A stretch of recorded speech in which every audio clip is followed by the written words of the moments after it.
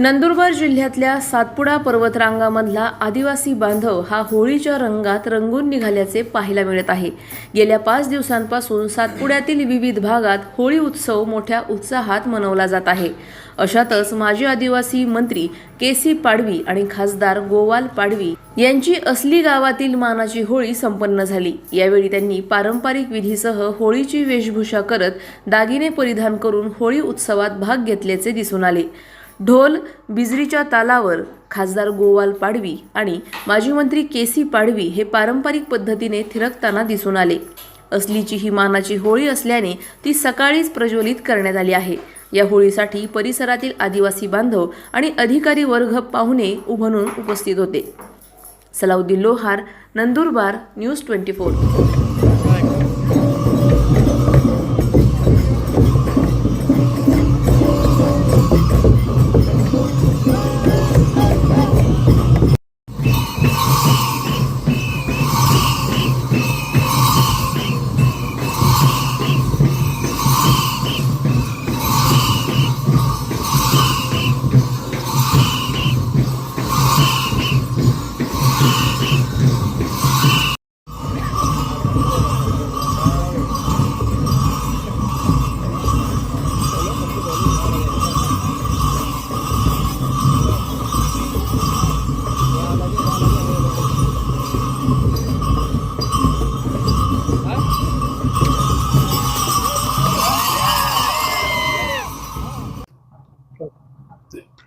आदिवासी भागामध्ये प्रत्येक सण हा याचं वेगवेगळं महत्त्व आहे।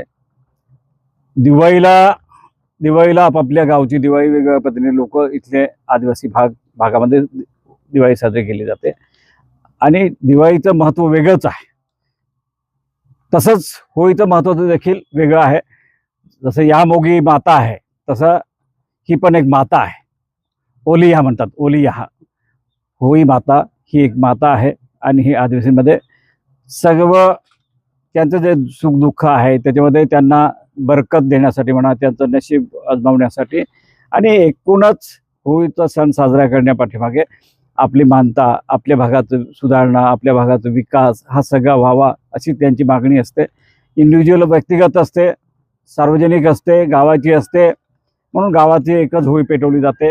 तरीसुद्धा काही गावांना 4-5 ठिकाणी होळी पेटवली जाते, परंतु तसं पाहिलं तर एकाच गाव तसं मग माझंही तसंच आहे। देवाची होळी ही दाबला 26 तारखेला 1 महिना जवळजवळ ही होळीचा सण साजरा चालतो आणि मग दाबला सुरुवातीलाच देवीची होळी म्हणून दाबला पहिले होळी पेटवली जाते। यावर्षी असलेची होळी 3, 4, 5 तारखेला आली असती, पण गावकऱ्यांनी ठरवलं की असलेची होळी ही दाबच्या होळीनंतर लगेच घेऊया, कारण तारखा ॲडजस्ट होत नव्हत्या किंवा मग जे घुंगरूवाले आहेत लोक आहेत ते ॲडजस्ट होत नाही, त्यांना यायला सोपं राहतं। म्हणून काल 27 आणि 28 असलेली गावाची होळी पेटवली गेली। उद्या काठीची आहे, त्यानंतर मोलगीची असेल, जांभलीची आहे, बुगवाडा आहे, बुगवाडा म्हणून आहे, धनाजे आहे। बुगवाड्यानंतर शेवटची होळी या भागातली संपते। पण 3 तारखेला याला काठीला आपल्या याला काकडद्याला आहे आणि काकडद्याची होळी 3 तारखेला त्याच दिवशी मग आम्ही राहुल गांधींची मानतेची होळी जी आहे, पहिली आम्ही भारत जोडो यात्रेच्या वेळेला पहिली होळी साजरी केली। ती राहुल गांधींनी होळीचा दांडा म्हणजे शेंडी जे खांद्यावर घेतलेले ते वाखाणण्यासारखं आहे आणि ते आदिवासींना खूप भावलं, आवडलं आणि त्यामुळेच लोकांनी खासदारला एक असं वाटलं की राहुल गांधी आमचे आदिवासीचे नेते आहेत आणि या भागातले आमचेच आहेत, कारण त्यांना कोणी शिकवलं नव्हतं। परंतु त्यांनी खांद्यावर जी काय होळीची शेंडी जी घेतली होती, दांडा घेतला होता, तो वाखाणण्यासारखा खरोखर म्हणजे सगळ्यांनीच, आणि त्याचा आम्ही सातत्याने बॅनरवर उपयोग करतो। आताही आम्ही बॅनरवर टाकलेलं आहे आणि ती होळी आम्ही आता यावर्षी 3री होळी काकडदा म्हणून जे विक्रम पाडवी, सुनील पाडवी यांचं गाव आहे त्या गावची होळी 3 तारखेला, त्याच वेळेला राहुल गांधींची 3री होळी, 5 होळी तरी कमी केल्या पाहिजे म्हणून आम्ही राहुल गांधीच्या नावाने ती मानतेची होळी ही काकडद्याला करणार आहोत। जशी मी आता असलीची मानतेची होळी आज केली तशी ती राहुल गांधीच्या नावाची होळी याला काकडद्याला आहे आणि एक प्रकारचं त्यावेळेला आम्ही होळी साजरी केली म्हणून 100पर्यंत खासदार आले। 5 वर्ष जर पूर्ण केले तर या देशात निश्चितपणे सगळे खासदार निवडून येतील, काँग्रेसचेच खासदार येतील आणि काँग्रेसची सत्ता बसेल, राहुल गांधींची सत्ता बसेल, म्हणून आम्ही होळी साजरा करतो. आणि हे सगळ्यांचंच आदिवासींचं जे मागणं असतं ते ह्याच प्रकारचं आहे की मानतेची होळी असेल, गावाची मानतेची असेल, आणि आता काठीची ही राजवाडी होळी आहे ते उद्या आहे, ते सुद्धा त्याच प्रकारची मागणी. पण लोक येतात आणि एक मजा घेतात. हे तेवढंच खरं तर घुंगरू बांधण्याचं हे जी परंपरा आहे ती होळी कशी सजून आली होती, होळी कशी तिने डान्स उभा केला होता, त्याच्या आजूबाजूला त्याचं नातेवाईकांनी कसे उभे राहिले होते, त्या मुलं कोण कोण होते, हे सगळे खूप वेळ घेणार आहे.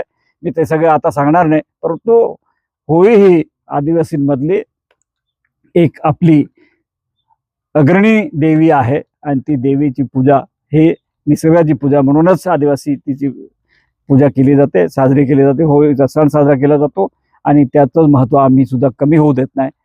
मी स्वतः होळीचा सण यावर्षी दरवर्षी मानतेची होळी म्हणून पेटवतो. आईवडील वारल्यानंतर मी घुंगरू बांधत नव्हतो, परंतु यावर्षी हे कदाचित मी शेवटचं घुंगरू बांधण्याचं करेन. पण दरवर्षी होळीचा सण हा साजरी करणारच, होळीची पूजा करणार हे मानलेलं आहे. त्याप्रमाणे होळीचं महत्त्व जे आहे ते आहेच आणि त्याची परंपरा जी आहे ती इतरांपेक्षा वेगळी आहे.